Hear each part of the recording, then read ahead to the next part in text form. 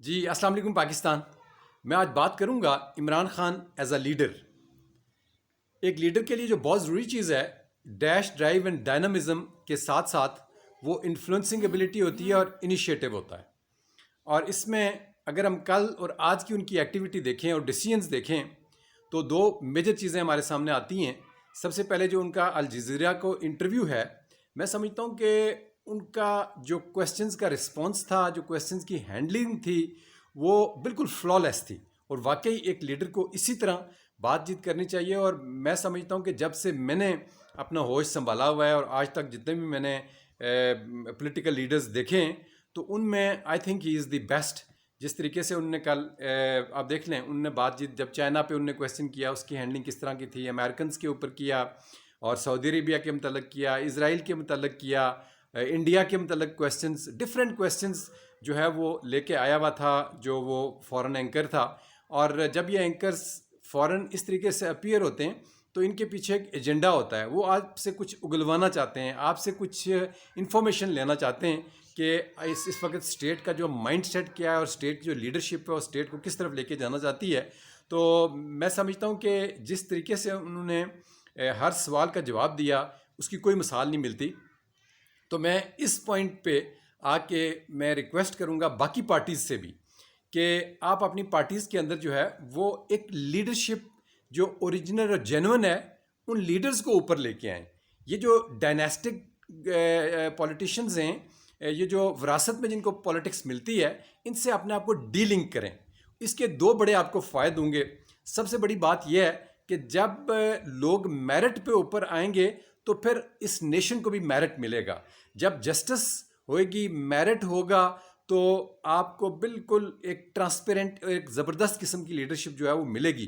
جب آپ شروع سے ہی اپنے لیڈرز کو جو ہے وہ نہیں لے کے آئیں گے میرٹ کے اوپر، تو آپ کیا ایکسپیکٹ کرتے ہیں کہ ایک جھوٹے کو، ایک فراڈیے کو، ایک چور کو، ایک لٹیرے کو جب آپ لیڈر بنا دیں گے تو وہ آپ کو کون سی جسٹس دے گا، وہ آپ کو کون سا میرٹ دے گا؟ تو اس میں جو اچھے لوگ ہیں، جو میرٹ والے لوگ ہیں، وہ سلائڈ بیک کریں گے اور force and fraud will be a stepping stone to success. پھر اسٹیٹ کے اندر جو راج ہوگا وہ فورس کا ہوگا، فراڈ کا ہوگا، جھوٹ کا ہوگا اور جھوٹوں کا ہوگا.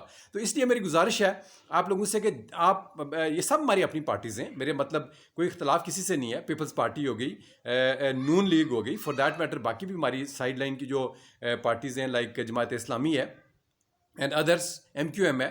تو ان تمام لوگوں سے میری گزارش میں آپ سے اس لیے کر رہا ہوں کہ اپنی جو اوریجنل لیڈرشپ لے کے آئیں. مطلب یار this is a joke going on here. یہ آپ جو کہتے ہیں جی کہ یہ مریم نواز کے پیچھے جب ہم دیکھتے ہیں نا اتنے سینئر لوگ کھڑے ہوئے، اور بلاول کے پیچھے اعتزاز صاحب ہو گئے، یہ کائرہ صاحب ہو گئے، بائی گاڈ یہ سوٹ نہیں کرتے.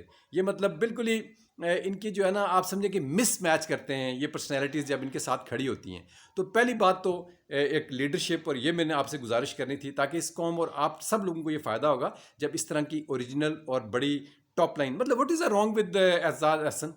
Y can't he be at the top? Kaira صاحب کے ساتھ کیا مسئلہ ہے؟ وہ کیوں نہیں ٹاپ پہ آ سکتے؟ اسی طرح آپ دیکھیں مشاہد حسین ہے، باقی اور بڑے بڑے نام ہیں، ایون رجا ظفر الحق صاحب ہیں.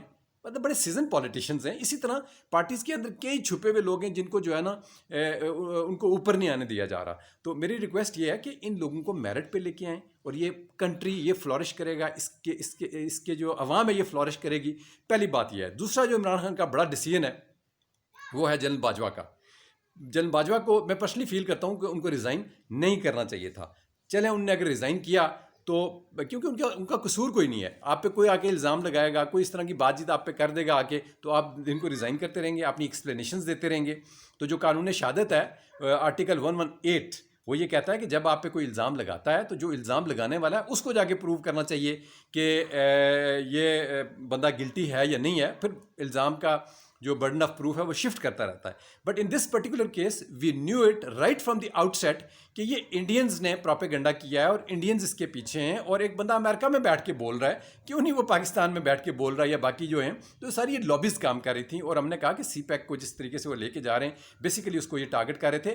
There was nothing wrong with general Bajwa. اور ان کے کل انہوں نے اچھی بات ہے چلے انہوں نے اپنے آگے ایسٹس کو ڈکلیئر کر دیا، اپنی آگے بات چیت کی. تو اس کے جو ہے میرے خیال سے اس پریسیڈنس کو ہمیں ساتھ لیتے ہوئے ہم ریکویسٹ کریں گے جو ہمارے جسٹس ہیں سپریم کورٹ کے فائز عیسیٰ، کہ کائنڈلی آپ بھی آ کے مطلب آپ قانون کے پیچھے مت چھپیں، یہ ایتھیکلی یہ آپ کی منصب کے خلاف ہے یہ، تو آپ آ کے فیس کریں. اسی طرح اپنی منی ٹریل دیں، اگر نہیں ہے تو ریزائن کر دیں. مطلب why you are hiding behind a law. اور ہم نے سنا ہے کہ ابھی تک ان سے ایف بی آر جو ہے وہ مطمئن نہیں ہوئی ہے. تو اس کا چلیں ایک تو فائدہ یہ ہوگا کہ انہوں نے ایک پریسیڈنٹ سیٹ کر دیا ہے، لیکن اصولی طور پہ ان کا ریزگنیشن تب بنتا تھا، ان کو کل چیلنج کرنا چاہیے تھا کہ اگر وہ کورٹ پہ ان کو لے کے جاتا ہے، اگر کورٹ میں وہ جاتے ہیں تو پھر اپنا ریزائن کر کے اس کے بعد وہ کورٹ اٹینڈ کریں، اور جب وہ وہاں سے مطلب ان کو کلین چٹ ملتی ہے، کنوکٹ ہوتے ہیں یا ایکوٹ کرتا ہے ان کو کوئی، تو اس کے بعد جو ہے نا ان کو آگے پوسٹ کو جوائن کرنا چاہیے تھا، چھوڑنا چاہیے تھا. ابھی ریزگنیشن ان کا نہیں بنتا. عمران خان کا بڑا اس لیے اچھا ڈیسیجن ہے، میں سمجھتا ہوں کہ میں آپ کو اپنی ایک مثال دیتا ہوں. یہ back I think 20 years back میں اس وقت میجر تھا، تو میں نے لاہور میں دیکھا کہ ہماری ایک یونٹ تھی یونائٹڈ نیشنز میں جا رہی تھی.